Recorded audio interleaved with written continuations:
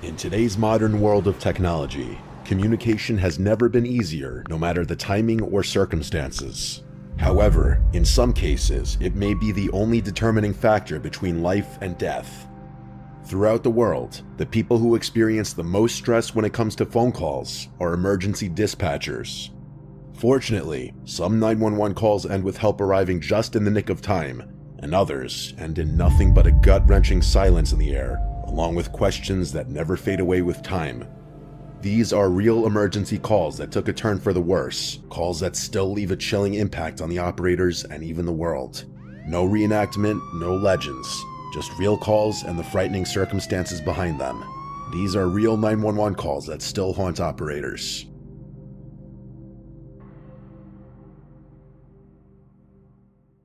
Kyle Plush was a 16-year-old sophomore student at the Seven Hills School, Cincinnati, Ohio.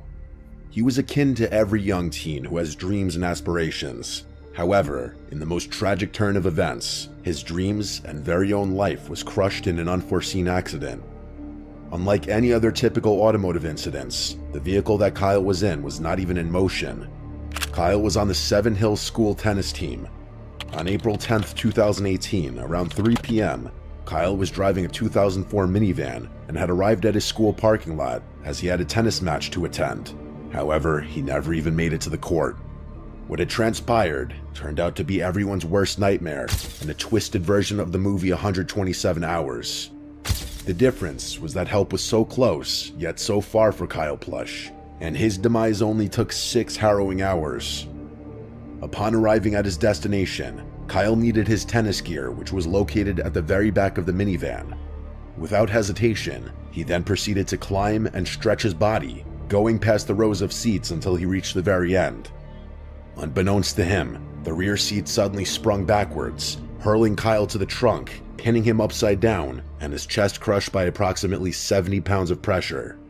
Finding himself trapped between the trunk and the folded seat, Kyle tried relentlessly to free himself. However, with the amount of weight and pressure pressing against him, he just couldn't get the strength to get himself out of the predicament he was in. Despite being in a state of panic and immense pain, Kyle still had the brilliant mind to contact emergency services. This is because he called 911 not by using his hands, but by using Siri on his phone. What was shocking was that Kyle had not made only one call, but 2 911 calls. The first one was reported to be at 3:16 p.m., pleading for help. Initially, due to the position that he was in, neither he nor the operator could understand what each other were saying. Eventually, the operator made out what Kyle was trying to say, which was, "I'm at Seven Hills, I'm gonna die here," and officers were sent to the parking lot that Kyle was located in. 2 officers were at the location at 3:26 p.m., who spent about 11 minutes patrolling the area to look for anyone in distress. Cincinnati 911, what is the address of your emergency? Cincinnati 911. I'm stuck in my bed outside the Seven Hills parking lot. The Seven Hills what parking lot? Help. I need help. Where are you? Hey Siri. Hello? Hang on. Hello? Hello. Hello. Hello. Where are you?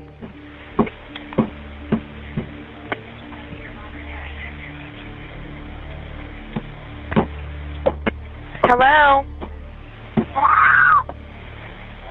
Where are you? Can you hear me? Yes. I'm at the Seven Hills parking lot. I'm trapped in my bed. The parking lot. Hello. Where are you? I can't hear you. I'm in desperate need of help. What is the address?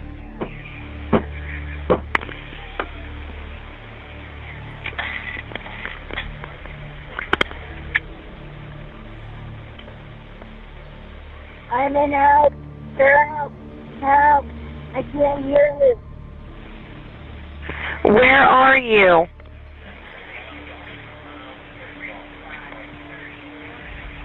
Hello? I'm gonna die here. Where are you?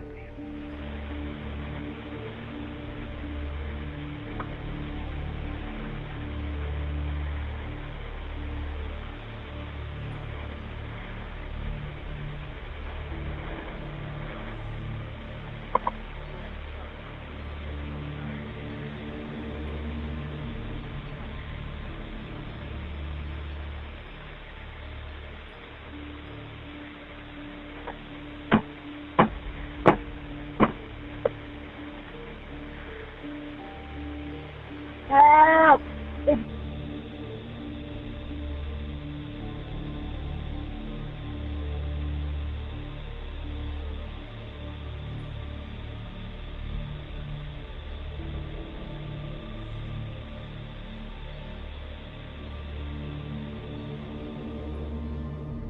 From this call, we can hear Kyle's desperate need for help, but due to the situation he was in, it was difficult to make out what he was saying. His voice can be heard faintly saying that he was in his school parking lot, followed by thuds, multiple hellos, asking for help, and somewhat of a scream. This was then ended with a cold silence toward the end. While the officers were patrolling the school parking lot, that's when Kyle had made the second 911 call at around 3:35 p.m.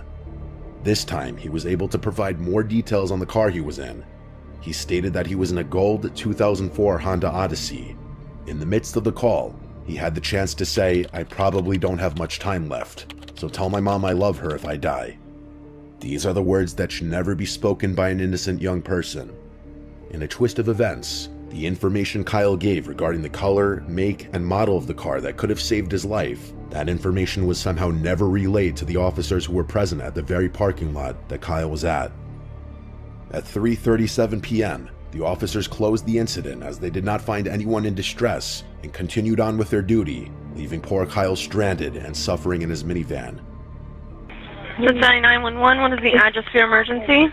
Help me. Anyone there?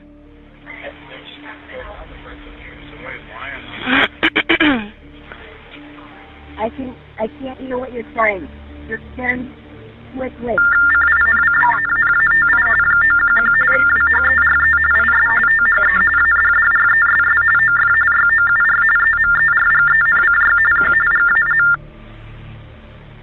I probably don't have much time left to tell my mom that I love her if I die.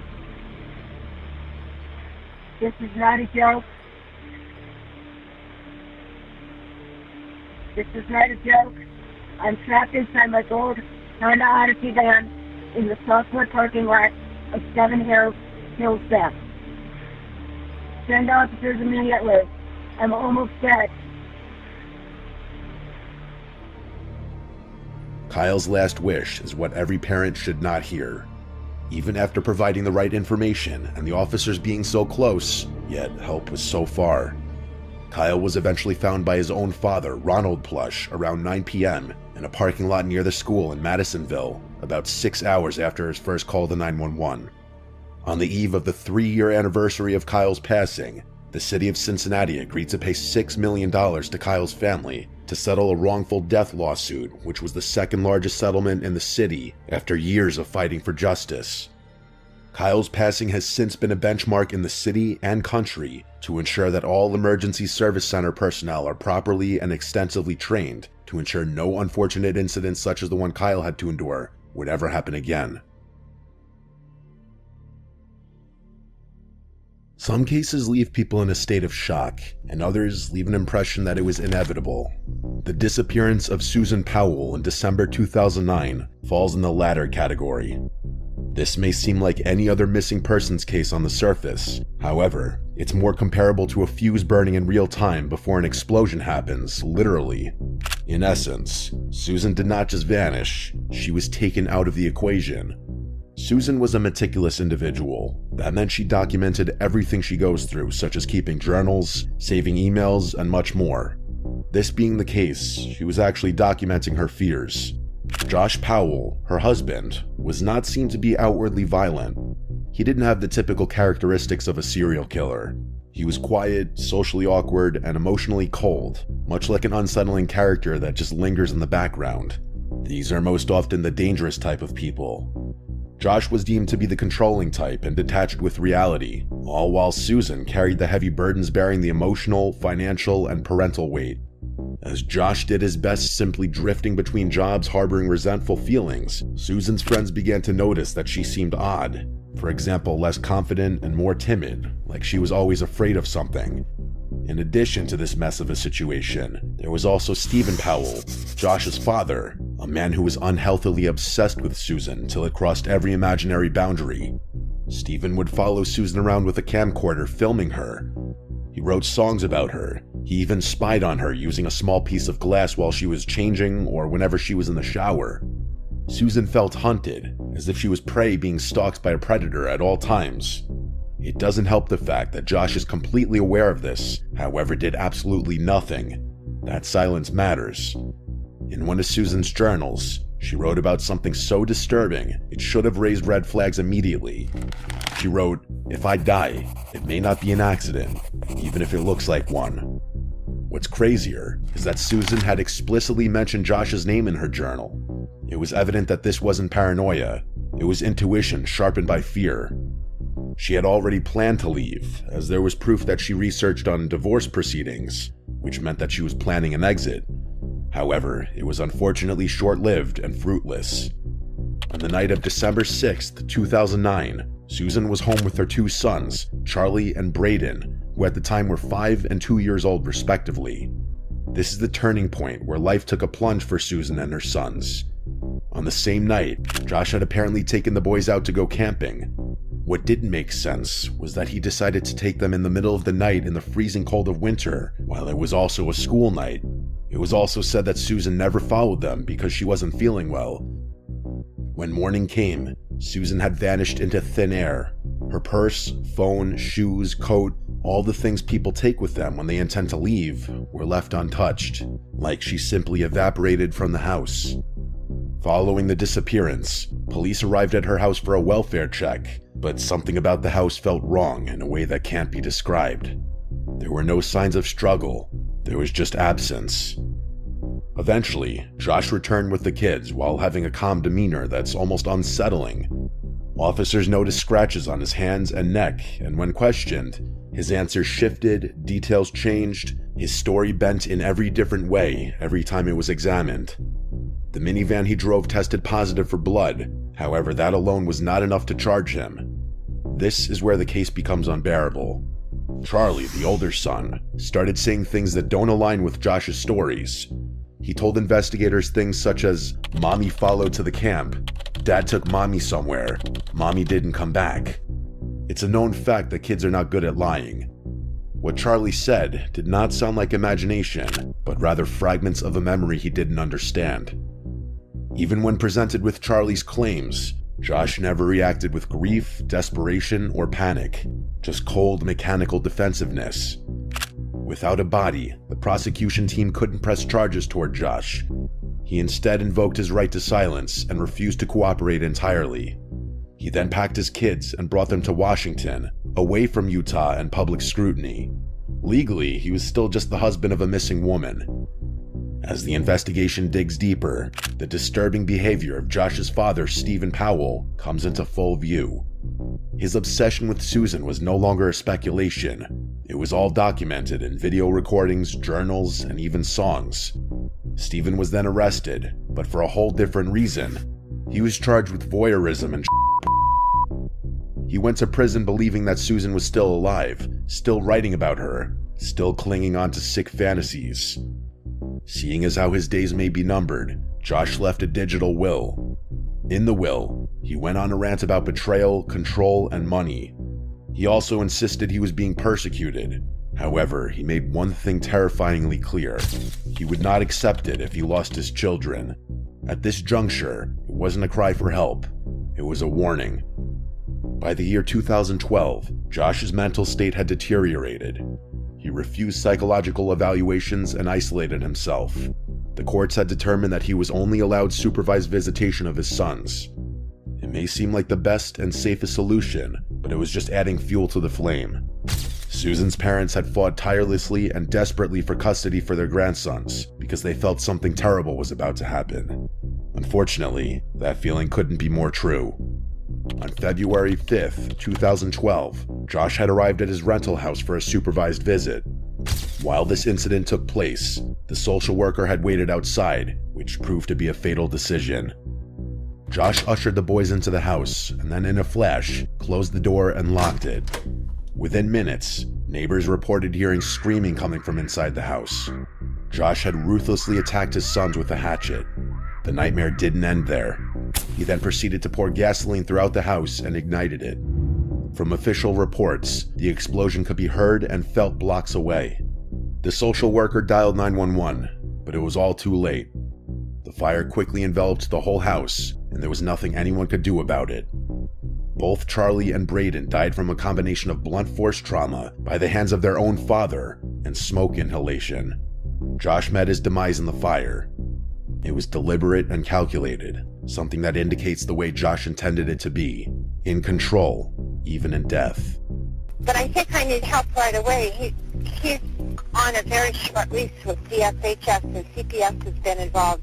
And this is the craziest thing. He looked right at me and closed the door. And I'd like to pull out of the driveway because I smell gasoline and he won't let me in. This could be life-threatening. He went to court on Wednesday and he didn't get his kids back. And this is really, I'm afraid for their lives. He blew up the house and the kids. He slammed the door in my face. So I kept knocking. I thought it was a mistake. Kids were one step ahead of me. They're 5 and 7. They were one step ahead of me, and he slammed the door in my face. Only after Josh's death, the prosecutors had decided to say what everyone already knew. Josh Powell murdered Susan Powell. The case was tragically closed without Susan's remains ever being found to this day, nor will she ever be found. Susan's parents later sued the state and won. This had a positive impact in how child services handle high-risk domestic violence cases. It was justice, however, it came far too late.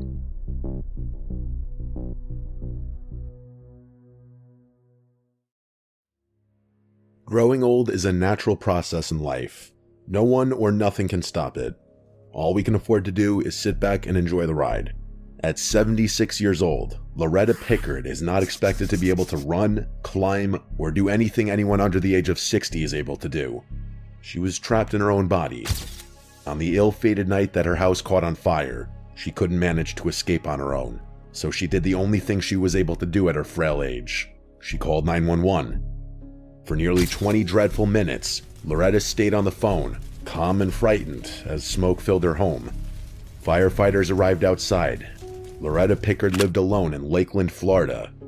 She was recovering from a hip surgery she just had and relied on her walker as the only means of getting from room to room. Every step was slow and painful. Speed was never an option, even on a good day. And on this night, speed was the determining factor between life and death. When smoke first appeared on the evening of November 23, 2018, Loretta didn't hesitate.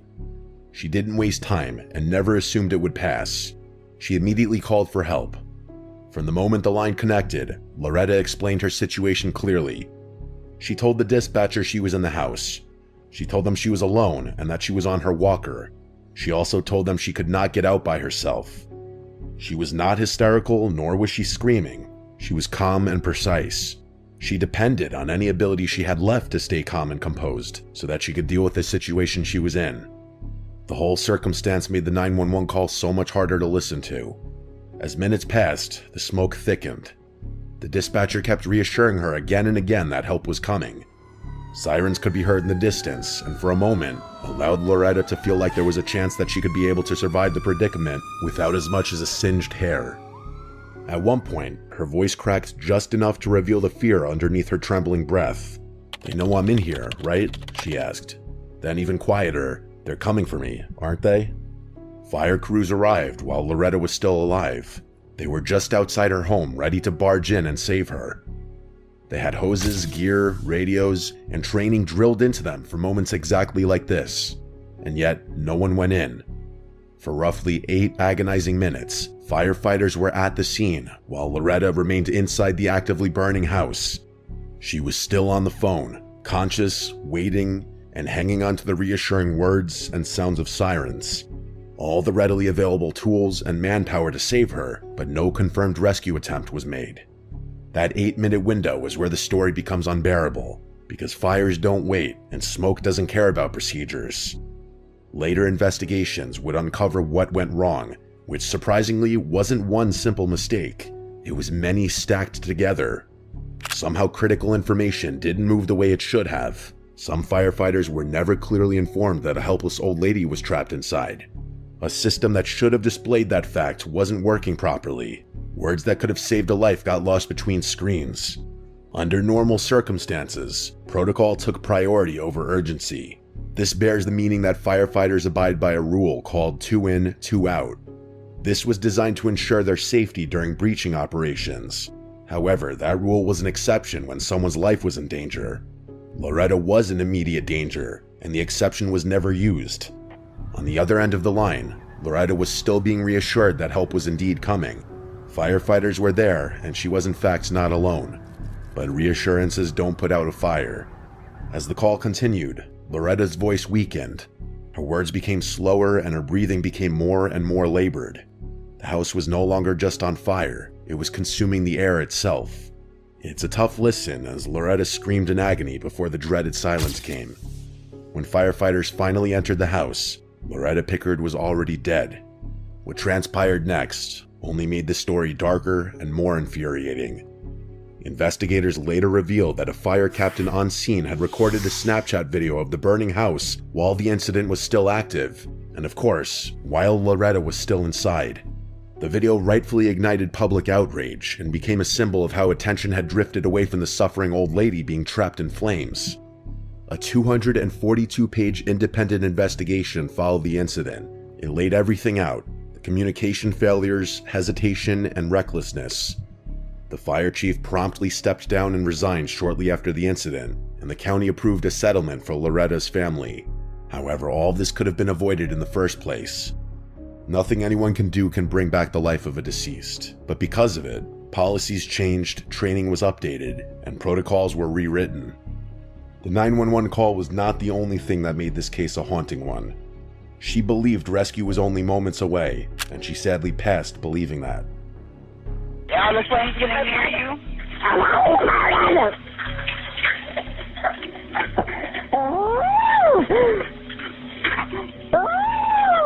Is the fire near you? Hello?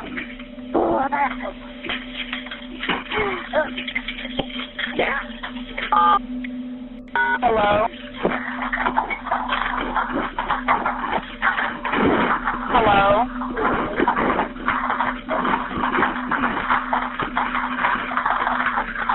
Hello?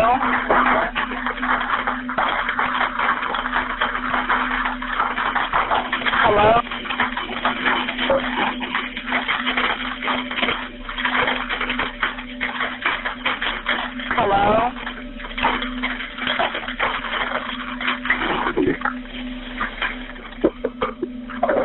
Hello?